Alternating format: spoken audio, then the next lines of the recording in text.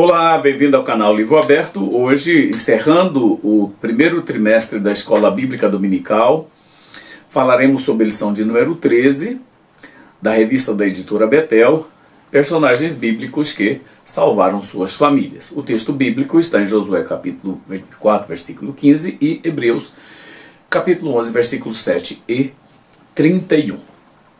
O meu objetivo nesta lição é mostrar a responsabilidade que temos de conduzir nossas famílias à presença de Deus, vivendo de acordo com os princípios bíblicos.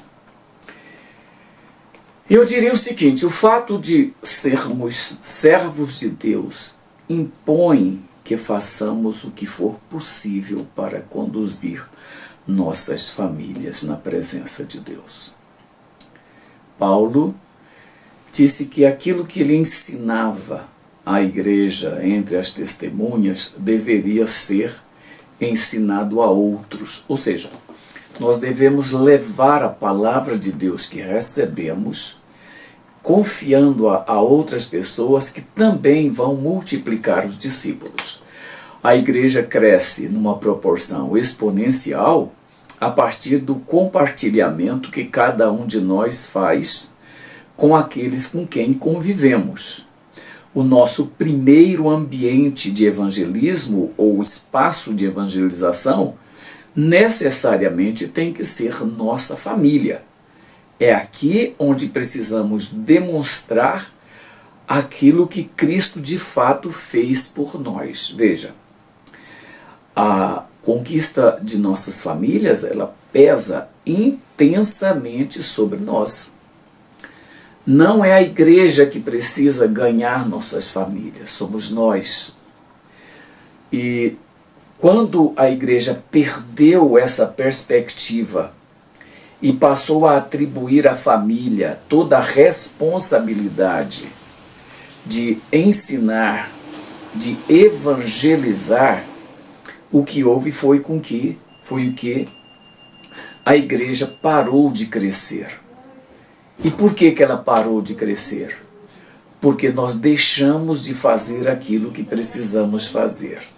E o ambiente mais propício, o ambiente inicial de evangelização, não é a rua, é dentro de nossos lares. Veja, Noé, Josué e Raabe nos ensinam que a nossa postura diante de Deus deve ser de obediência, como foi Noé, ao receber a ordem de Deus para construir a arca. Ter a nossa conduta, ou ter a nossa palavra, aliás, confirmada por nossa conduta, pelo padrão de vida que levamos, como foi Josué, e evidenciar uma fé tão grande como foi a fé que Raabe demonstrou quando ela ouviu dos espias o que iria acontecer com a cidade de Jericó. Raabe já tinha conhecimento do que Deus havia feito pelos judeus, mas naquele instante, ao ouvir dos espias que Jericó seria a próxima conquista do povo de Deus, ela creu, evidenciou essa fé com um comportamento absolutamente diferente de qualquer coisa que a gente pudesse imaginar. E algo também muito importante é o fato de todos os personagens que nós vimos aqui, Noé, Josué e Raabe, demonstrarem comprometimento, zelo espiritual e cuidado com aqueles que fazem parte de suas famílias. Tanto Noé, que se preocupou em conduzir toda a sua família para dentro da arca, como Josué, que mesmo diante de uma árdua missão, ele cuidava espiritualmente de sua família, e como Raabe, que ao perceber o risco que aquela cidade onde ela estava corria, a preocupação dela não foi só com ela, mas também com a sua família e a família de suas famílias. É interessante você observar isso, que ela pediu para que fossem poupadas as vidas, não só dela e seus irmãos, mas das famílias deles também. Esse é um cuidado muito especial, é uma demonstração de que precisamos agir com muito cuidado na condução e na salvação de nossas famílias. E, como fizemos nas outras lições, nós vamos dividir esse assunto de hoje em 3 tópicos, mais as nossas aplicações ao final. E eu quero começar com o tópico número 1, falando sobre a importância de manter obediência, submissão e disposição para servir, como nos demonstra Noé. Amados, veja, o episódio envolvendo a construção da arca é uma demonstração muito evidente da submissão que Noé tinha de Deus. Claro que a Bíblia diz que antes mesmo de ele receber a ordem, a Bíblia testemunha que ele era um homem justo, que ele era um homem que temia a Deus.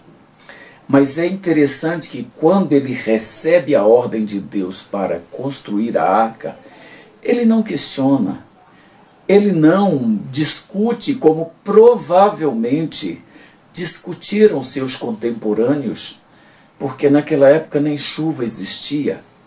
Mas ao ouvir de Deus que toda a humanidade seria destruída por conta do pecado e que ele deveria construir uma arca, a obediência dele é algo extraordinário. E eu diria que o maior entrave para que nós conquistemos nossas famílias para Cristo é o nosso comportamento em relação àquilo que nós falamos de Deus e aquilo que nós vivemos para Deus. A Bíblia diz que Noé era um homem que temia a Deus. E quando ele recebe uma ordem de Deus, ele não tem dúvida nenhuma de obedecer.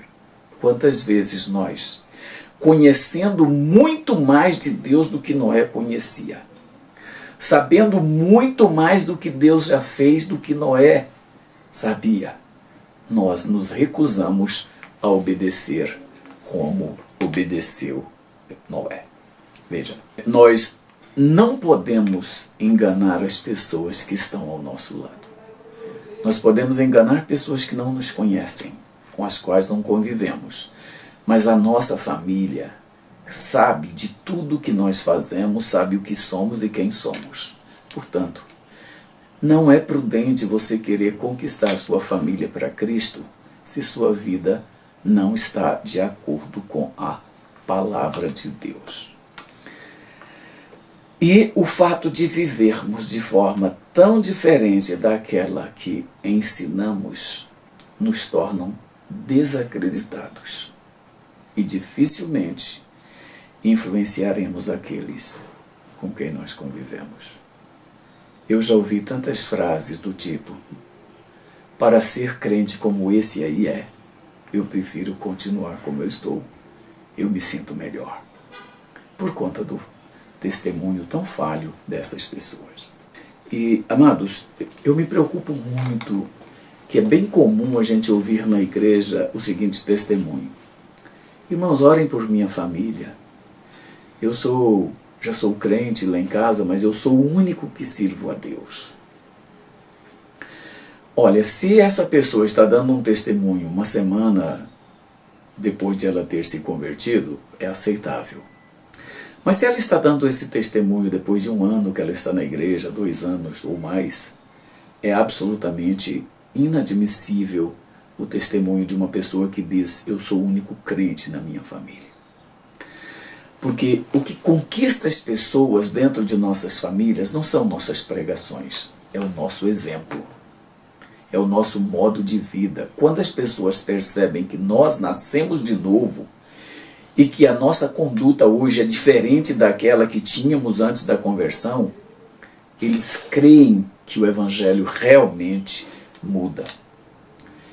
Então, esse tipo de testemunho revela que a conduta dessas pessoas dentro de casa não é boa. Essa é uma postura que nós precisamos rever. Que influência nós estamos exercendo dentro de nossa família? Veja, contra todos os prognósticos, Noé se arriscou em um projeto que somente ele acreditava. A sua geração o teve por bobo, idiota qualquer. Mas a realidade é que, por sua submissão e obediência a Deus, ele fez conforme Deus determinou. O capítulo 6 de Gênesis, versículo 22 diz: Noé fez tudo exatamente como Deus havia ordenado. A Nova Versão Internacional tem esta tradução. Aliás, todos os versículos que eu estou citando nesse estudo, eu estou usando a Nova Versão Internacional, para você já adiantar. Se queremos conquistar nossas famílias para Cristo, nossa atitude deve ser de obedecer incondicionalmente ao que determina a palavra de Deus. Veja o que Tiago diz. Tiago, capítulo 1, versículo 22. Sejam praticantes da palavra e não apenas ouvintes, enganando-vos a vós mesmos. Irmãos, o mais importante do que falar da palavra de Deus para as pessoas é você viver aquilo que a palavra de Deus diz. Eu costumo dizer, e eu tenho absoluta convicção de que isso é verdade, de que as pessoas estão cansadas de ouvir o Evangelho. Brasília, por exemplo, é uma cidade onde eu acho que existe mais igreja por habitantes do que em qualquer outro lugar no Brasil. E graças a Deus que isso é assim. Mas as pessoas, elas já não acreditam mais no Evangelho que elas ouvem. Sabe o que elas precisam? De ver o Evangelho e não ouvir. Quando eu e você vivemos de acordo com o Evangelho, as coisas mudam. Moody disse uma frase que eu já citei aqui em outros estudos, que de cada 100 pessoas, uma lê a Bíblia e 99 lê a vida de um cristão. Que tipo de leitura você está proporcionando do Evangelho? Que tipo de visão que as pessoas têm do Evangelho quando elas leem a sua vida? E além do mais, as Escrituras nos atribuem uma grande responsabilidade no cuidado com a vida espiritual de nossas famílias. Nós não podemos ignorar isso. Paulo chega a dizer que se não cuidarmos de nossas famílias, somos piores do que os descrentes. Isso é muito, mas muito comprometedor. E eu diria que a melhor pregação que podemos fazer para nossas famílias é vivendo de acordo com o que determina a Bíblia. Paulo, escrevendo aos Filipenses, um texto que eu amo muito, é um dos textos que eu mais procuro colocar em prática na minha vida, embora muitas vezes, claro, eu tenha falhado. Mas ele diz assim, olha, não importa o que aconteça, viva a sua cidadania de maneira digna do Evangelho de Cristo. Irmãos, isso aqui é muito, mas muito importante. Cidadania é o conjunto de deveres e direitos que todas as pessoas têm dentro de uma sociedade. E Paulo, ele recomenda que nós devemos viver essa nossa cidadania por modo digno do Evangelho. Eu quero muito desejar que você reflita sobre isso e coloque em prática na sua vida esse novo modelo de conduta espiritual. E o êxito obtido por todos os servos de Deus que nós acabamos de citar foi decorrente de suas atitudes, de seu comportamento, do modo como eles encararam aquilo que Deus orientou que eles fizessem. O escritor de Provérbios, capítulo 3, versículos 5 e 6, ele afirma: confie no Senhor de todo o seu coração e não se apoie em seu próprio entendimento. Reconheça o Senhor em todos os seus caminhos e Ele endireitará as suas veredas. Caminhos e veredas, nessa acepção aqui, é a conduta de cada um de nós. É o modo como cada um de nós vive na presença de Deus. Então, a condição básica para demonstrar nosso amor e submissão a Deus é observando a sua palavra. Olha o que Jesus Cristo disse. se vocês me amam, obedecerão os meus mandamentos. Amados, isso é muito, mas muito comprometedor. É muito sério na vida espiritual de cada um de nós. O tópico número 2 da nossa lição, eu quero falar sobre o valor da obediência a Deus em benefício de sua família, como foi demonstrado por Josué. Olha só, o melhor exemplo que Josué nos legou não foi o modelo de liderança na conquista da Terra Prometida. A gente sabe que em alguns momentos Josué falhou, como após a vitória em Jericó, quando ele deixou que Acã pegasse aquilo que não podia, como ele estava discutindo com os gibeonitas e fez um acordo com eles. Tudo isso foi erro que ele cometeu e nós também cometemos. Mas o melhor exemplo que Josué nos legou foi a sua obediência a Deus. A Bíblia diz no livro de Josué, capítulo 11, versículo 15, assim, olha: assim Josué fez, não deixou de cumprir nenhuma das ordens que o Senhor tinha dado a Moisés. Essa é a Nova Versão Internacional. Eu fiz uma cópia da Nova Versão Transformadora, que ainda fala mais claro, diz assim, olha: conforme o Senhor havia ordenado a seu servo Moisés, também Moisés ordenou a Josué, e ele obedeceu fielmente a todas as ordens que o Senhor tinha dado a Moisés. Essa é a tradução na NVT. Então, irmãos, obediência, seguir o modelo previsto na palavra de Deus, é a melhor forma de fazermos com que as nossas famílias percebam quão importante Deus é nas nossas vidas e nas vidas deles. Mesmo diante de uma das mais difíceis tarefas, que foi a conquista de Canaã, Josué não deixou de lado a sua família. Irmãos, estudando o livro de Josué e vendo a vida de Josué, a gente fica admirado, porque ele era um soldado, ele era um comandante de exército, ele era um homem que estava à frente da batalha, ele orientava o povo espiritualmente, ele orientava o povo como se conduzir diante de uma guerra, mas o mais importante, ele cuidava de sua família. A prova disso é que no final da sua carreira, já prestes a partir, ele afirma com toda segurança: eu e a minha casa serviremos ao Senhor. Eu acho interessante que o verbo aqui está no futuro. O verbo servir está no futuro. Serviremos. A gente sabe muitas vezes, irmãos, que nossas famílias passam por problemas. Um ou outro membro de nossas famílias passam por dificuldades e chegam até a se afastar dos caminhos do Senhor. Qual de nós não conhece um parente próximo que se afastou? Mas quando você tem convicção da sua conduta, do modo como você ensinou pelo exemplo, você pode dizer, até por uma questão de fé, que a sua família vai chegar um momento que vai servir a Deus. É muito confortante você ter essa convicção.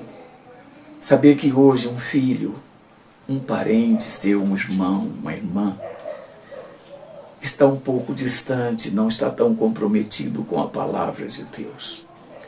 Mas você tem certeza de que, no futuro muito breve, essa pessoa, ela estará novamente servindo ao Senhor. Como disse Josué, eu e a minha casa serviremos. Provavelmente Josué conhecia alguém que não estava fazendo tudo conforme deveria, mas ele afirma convicto: nós serviremos. O que é que pode ser mais prazeroso para um pai de família, um obreiro, do que afirmar com segurança: eu e a minha casa serviremos ao Senhor?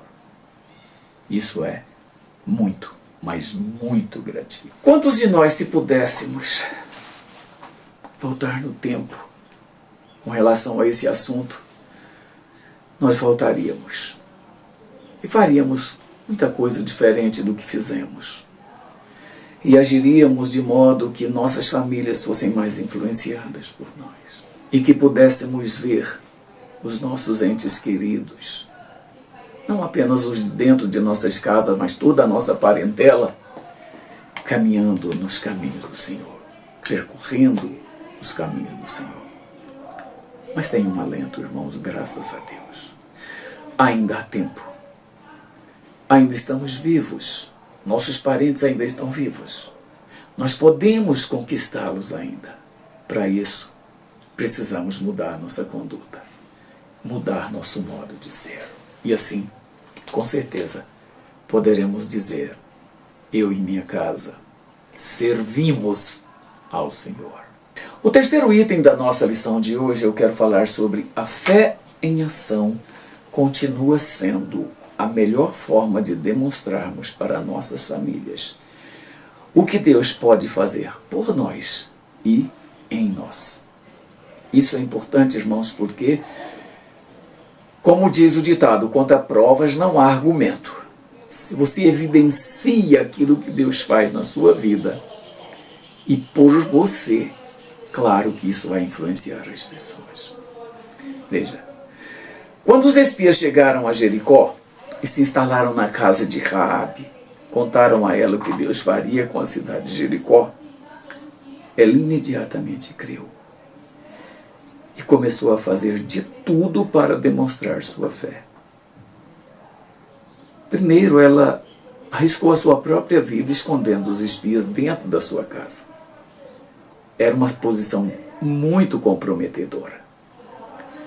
Embora a gente saiba que Raabe tinha uma vida não muito correta diante de Deus e, portanto, sua casa deveria ser frequentada por vários tipos de pessoa, ela teve a coragem de esconder os 2 espias dentro da sua casa para protegê-los da ação das autoridades de Jericó.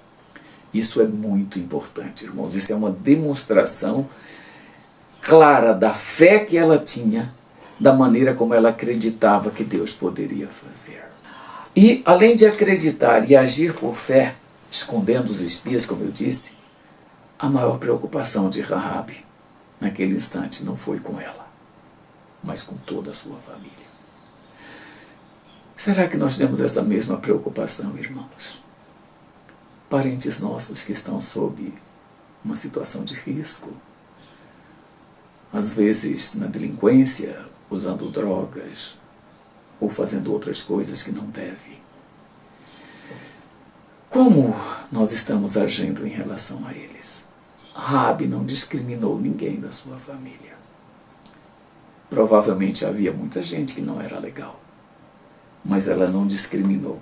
Josué capítulo 2, versículo de 11 a 13, olha o que diz-se Raabe aos 2 espias. Não é à toa que estamos dominados pelo medo. Ninguém tem ânimo para lutar depois de ouvir coisas como essas, pois o Senhor, seu Deus, é Deus supremo em cima no céu e embaixo na terra. Isso é uma declaração de muita convicção de fé. Agora, portanto, jurem-me pelo Senhor, que assim como os tratei com bondade, vocês serão bondosos comigo e com minha família. Deem-me alguma garantia de que, quando Jericó for conquistada, vocês pouparão a minha vida, a vida de meu pai e minha mãe, e também, ouça isso, e também a de meus irmãos e irmãs e de suas famílias. Eu não sei quantos irmãos ou irmãs Raabe tinha, mas ela pediu por todos eles. Amados, essa é a atitude que nós deveríamos ter. Cuidar de toda a nossa família. Sabe aqueles parentes que moram longe? Hoje, com os recursos que temos com a internet, com as redes sociais, nada justifica não evangelizarmos nossas famílias. Nada. A única coisa que vai impedir é a nossa conduta. Se você não tem um comportamento condizente com a palavra de Deus, esqueça, meu irmão, nem tente evangelizar ninguém, porque vai ser frustrante para você. A fé em ação é tão importante na vida cristã que Paulo fez uma única recomendação ao carcereiro em Filipos, quando ele, desesperado, chega para ele e fala assim: o que eu preciso fazer para ser salvo? Paulo, num lapso de muita, mas muita inspiração, ele diz simplesmente: creia no Senhor Jesus e será salvo tu e a tua casa. Fé. Acreditar que Deus pode mudar.